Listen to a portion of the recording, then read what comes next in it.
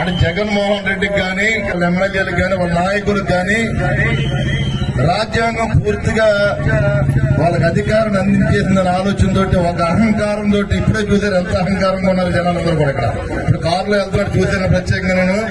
అంటే ఒళ్ళు ఒక్కొక్కడికి ఒళ్ళు కొవ్వెక్కిపోయి చేస్తున్నారు.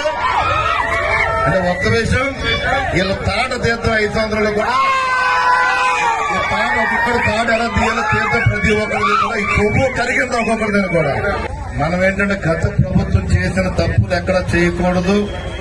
ప్రజలు వాళ్ళ మనపై నమ్మకంతో ఇవాళ కూటమికి అవకాశం కల్పించారు. అదేవిధంగా నియోజకవర్గంలో కూడా ప్రజలందరూ కూడా ఇవాళ అన్ని వర్గాల నుంచి అన్ని పార్టీల నుంచి కూడా వాళ్ళ ఈ కూటమికి అవకాశం ఇచ్చారు.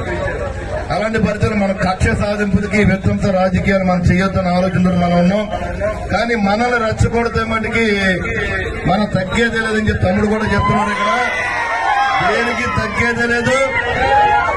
ఎవడైనా మనం అనవసరంగా ఎవడు జోలికి వెళ్ళొద్దు. మన జోలికి ఎవడు వచ్చినా సరే ఊరుకోవద్దు చెప్తున్నారు. ప్రజలందరినీ కూడా నియోజకవర్గ ప్రజలందరికీ మనం న్యాయం చేయాలి. అది ఏ పార్టీ అని కాదు, ప్రజలందరికీ కూడా చేయవలసిన బాధ్యత నాపై ఉంది. కాబట్టి దానికి మీరందరూ కూడా సహకరించాలి. అంటే ఈ వైసీపీ ఎదవలకి ఒక్కొక్కడికి కొవ్వు ఎక్కువైపోయి కొట్టుకున్నారు వాళ్ళు. అది మీడియా వాళ్ళు కూడా రాయండి. అది ఇప్పుడు అవుతుంది. సహకరించాల్సిన అవసరం ఉంది. ఇలా ఎక్కువ యాక్ట్ చేస్తే వాళ్ళు ఏ రకంగా తగ్గించే విధంగా మనం చేద్దాం.